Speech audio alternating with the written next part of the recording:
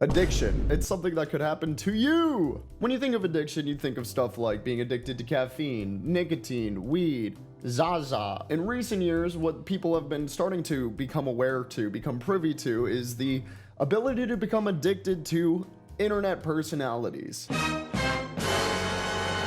And I know this is kind of a weird video for me to talk about because I am a personality on the internet. Throughout my entire career, I've tried to maintain a good balance of being friends with my community members, but not leading anybody on. So for this particular story, I feel particularly qualified to talk about it because as somebody that does make their living online, I feel like I have interesting insights into this news story. Today we're talking about a Chinese man who donated his entire life savings and more to one streamer. And you will never ever guess what they got in return. That's right. A Chinese man from the, I'm gonna try to pronounce this. Zhejiang. A Chinese man from the Zhejiang region. Oh God, I sound so violently American. Oh, I'm so sorry. A Chinese man from a province in China recently was arrested by local police after turning himself in. And you might be wondering, why did he get arrested? All he did was, it's not illegal to donate your entire life saving to a streamer. It might be ill-advised. It may not be the best idea in the entire world. But why would you be arrested for it? And I'll tell you why. Because it wasn't his money. He was stealing copper wire from a workshop that he worked at in order to pay for his elaborate donations to this streamer.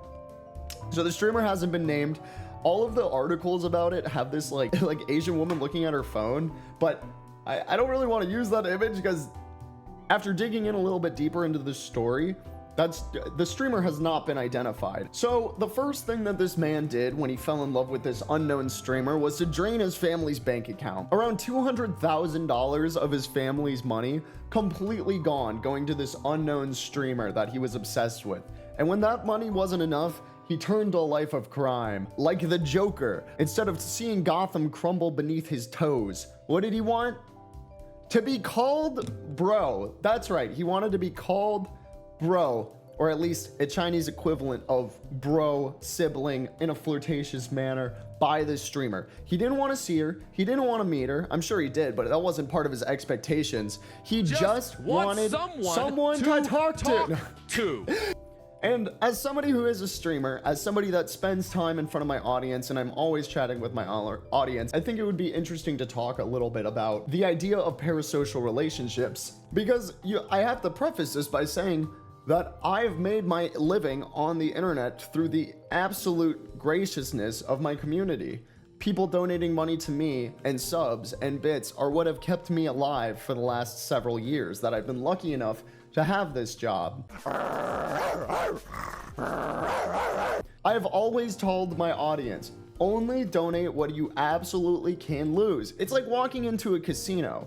You're not supposed to spend money that you can't afford to lose. When you walk into a casino, you want to put down the money that you already know that you can afford to lose with the potential of gaining more money. I feel like that's what a lot of people, especially in these more flirtatious types of streaming categories, are. And I'm not blaming the streamer. Absolutely not. If some crazy dude just, starts taxi driving you and being obsessed with you, I don't think that's the streamer's fault. Unless the streamer is going outright and being like, oh, I love you all. You will be my boyfriend, etc., etc. I think that is where that's where a potential for an issue could arise, where they're egging on these people to donate. And trust me, I've seen it a lot, I've seen people that exploit their audience for a quick buck or trying to get them to donate more money. So anyway, this man, who is only identified by the surname Hong, as soon as his bank accounts were frozen by his family and he was cut off from his family, he started stealing copper,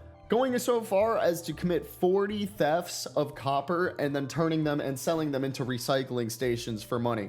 Around $316,000 USD, which I don't know how much copper is worth, but that's more money than I've ever seen in my life. That's fucking crazy, dude. What is the physical amount of copper that would be $316,000? Price of copper per pound. $4 for a pound of copper. Okay, hold on. Quick math, quick math. That's 79,000 pounds of copper. Obviously, this isn't confirmed or anything. I'm just doing some quick math from some source on the internet that's claiming what the price of copper is. Around $4. That's still like 70,000 pounds worth of copper that this man is stealing. He's quoted as saying, "I didn't want to meet her. I just wanted to hear her call me brother." This man literally was reduced to eating steamed buns just to keep donating. He was starving himself just to keep donating to this streamer. And I think that is horrifying. That is so horrifying. I think the issue arises when there isn't enough of a barrier between the streamer and the audience. You can appreciate content creators like me and many of the other wonderfully talented, much more talented, by the way, YouTube creators than me. I wouldn't be here if my community members weren't so generous. But the thing is, and the point I have to drive home, is that you cannot supersede your own needs by donating money to a streamer.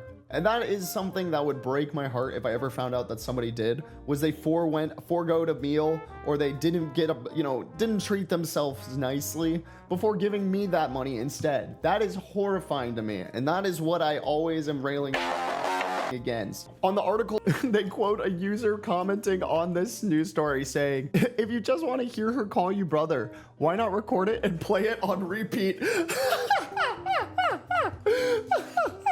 I think definitely mental illness plays a big part in this. You know, the loneliness epidemic. People want to feel appreciated and feel loved. And I think that's totally valid. But like, I don't know, join a bingo club or something. Like, after the first $50,000, if they're not like singing you praises, why do you, what, in my mind, I'm like, what is the difference between $100 donation and $100,000 donation? Like, at some point you reach a ceiling, right? Where it's like, if they haven't already done what you want them to do after donating so much money, what in your head makes you think that donating more money is going to get you the result that you want? Being called bro, whatever.